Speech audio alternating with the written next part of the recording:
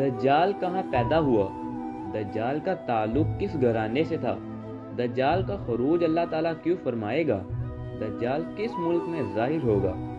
اور دجال اس وقت کہاں قید ہے اور کب نکلے گا؟ اور اس کا ساتھ کون لوگ دیں گے؟ دجال اس دنیا پر کتنا عرصہ رہے گا اور دجال کا فتنہ کس طرح کا ہوگا؟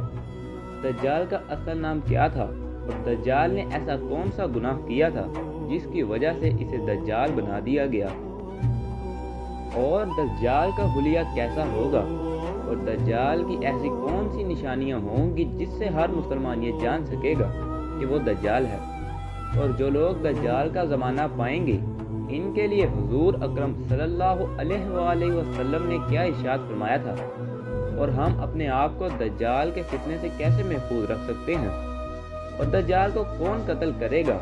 جو مسلمان دجال کے خلاف جہاد کریں گے ان کے متعلق رسول اللہ صلی اللہ علیہ وآلہ وسلم نے کیا بشارت دی تھی؟ اور کیا دجال کے خلاف جہاد کرنا امت محمدیہ کا آخری جہاد ہوگا اور اس کے بعد جہاد ختم ہو جائے گا؟ اور دجال مکہ مکرمہ اور مدینہ منورہ میں کیوں داخل نہ ہو سکے گا؟ تو پیارے دوستو، یہ ایسے سوال ہیں جن کے بارے میں جاننا ہر مسلمان کے لیے اہم ہے۔ آپ نے دجال کے متعلق سوشل میڈیا پر تو بے شمار ویڈیوز دیکھی ہوں گی، لیکن ان ویڈیوز کو دیکھنے کے بعد بھی آپ کے تمام سوالات کا جوابات آپ کو نہیں مل سکے ہوں گے۔ لہذا آج کی اس ویڈیو میں ہم آپ کو مکمل تفصیل سے آپ کے سوالات کے جوابات فراہم کریں گے۔ مسلمانوں کے نزدیک دجال ایک اسلامی یا یہودی خارجی کا بچہ ہوگا جسے یہودیوں نے خفیہ طور پر تربیت دی ہوگی۔ اس کے باپ کا نام سام ہوگا۔ دجال کا خروج آخر زمان کی علامتوں میں سے ایک ہے۔ اس کے ظاہر ہونے کی جگہ یہ تقریباً یقینی نہیں ہے کہ کہاں ہوگی، لیکن بعض مسلمانوں کے نزدیک اس کا ظاہر ہونا خاص طور پر شام، یمن، ایران جیسے ممالک میں ممکن ہے۔ دجال کا فتنہ بہت بڑا ہوگا جس کے باعث بہت سارے لوگ اس کے پیچھے بھاگ جائیں گے اور اس کو اپنا مسیح مانیں گے۔ دجال کا اصل نام عبدالعزیز بن لقمان تھا۔ اس نے ایک بہت بڑا گناہ کیا تھا جس کے باعث اسے دجال بنا دیا گیا۔ دجال کے بارے میں ذکر کے مطابق وہ ایک بہت بڑا فرعون ہوگا جو انسانیت کو اپنی شکل بخشے گا۔ دجال کو بہت سارے شیطانی صلاحیتیں دی جائیں گی جو اس کو دوسرے لوگوں کے سامنے بہت قابل تعریف بنائیں گی۔ دجال اپنے زمانے کا سب سے بڑا فتنہ خانہ ہوگا جو دنیا میں فساد بلوائے گا۔ دجال کی شکل میں ظاہر ہونے کے بعد وہ دنیا کو ایک بے نظیر چیز دکھائے گا جس کے بارے میں سب کچھ جاننے کے لیے بہت خوش ہوں گے۔ وہ لوگ جو دجال کی حمایت کریں گے ان کو بہت سے دلچسپ فائدے حاصل ہوں گے، جبکہ دوسری طرف دجال کے خلاف جہاد کرنے والے لوگوں کو انتہائی مشکلات کا سامنا کرنا پڑے گا۔ دجال کو ظاہر کرنے والی احادیث اور دیگر اسلامی متنوں میں بیان کیا گیا ہے کہ دجال کو اس لیے دجال کہا جاتا ہے کہ وہ لوگوں کو گمراہ کرنے کے لیے جھوٹی عظمت اور قدرت کا دعویٰ کر لے گا۔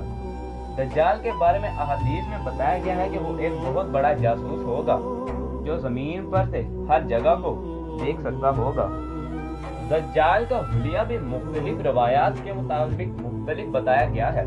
بعض روایات کے مطابق دجال کی دائیں آنکھ پر کھانے والے جانور کا نقش ہوگا۔ بعض روایات کے مطابق دجال کے سر کے بالوں کا رنگ سفید ہوگا۔ اس کی بیچ والی آنکھ نوکدار تیز ہوگی۔ احادیث میں بتایا گیا ہے کہ دجال کے آنے کے بعد دن اوقات کی تبدیلی اور ناقابل یقین کارنامے واقع ہوں گے۔ وہ لوگ جو دجال کے دعوے پر عمل کریں گے ان کے ہاتھوں میں دجال کے لیے مخصوص نشانیوں کی تخلیق کی اہمیت ہوگی۔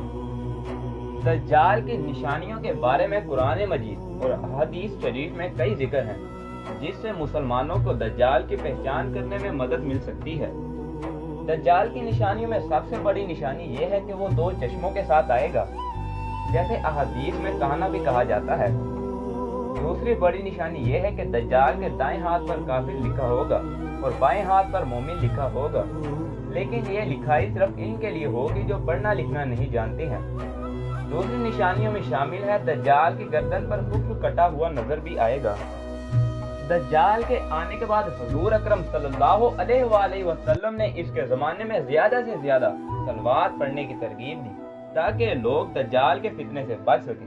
انہوں نے یہ بھی فرمایا تھا کہ دجال کے آنے کے بعد کوئی مسلمان اس کے فتنے سے بچ نہیں سکے گا، لہذا صرف اللہ تعالیٰ کی پناہ لینا اور صلوات پڑھنا یہ مسلمانوں کی محفوظیت کے لیے کافی ہوگا۔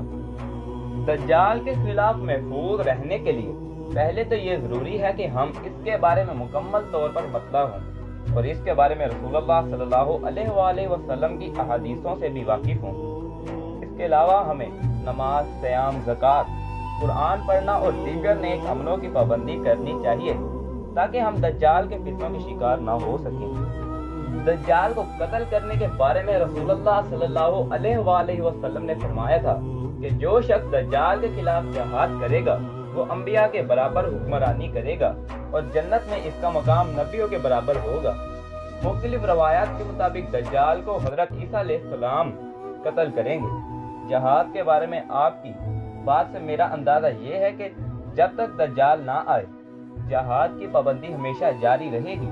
اگر دجال آ جائے تو جہاد اس کے خلاف جاری ہوگا، لیکن یہاں جہاد ختم نہیں ہوگا کیونکہ دنیا میں دوسری دینی فتنوں کی آمد بھی جاری رہے گی۔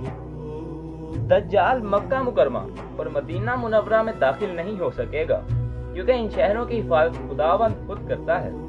حضرت محمد صلی اللہ علیہ وآلہ وسلم نے بھی دجال کے بارے میں فرمایا تھا کہ وہ کبھی بھی مکہ اور مدینہ کے دروازوں سے داخل نہیں ہو سکے گا۔ پیارے دوستو، یہ تھی ہماری آج کی ویڈیو۔ اس بارے میں آپ لوگوں کا کیا کہنا ہے کمنٹ باکس میں ہمیں بتائیں، اور ویڈیو اچھی لگی تو ویڈیو کو لائک کریں، چینل کو سبسکرائب کر لیں تاکہ اس طرح کی مزید انفارمیٹیو ویڈیوز آپ تک سب سے پہلے پہنچ سکیں۔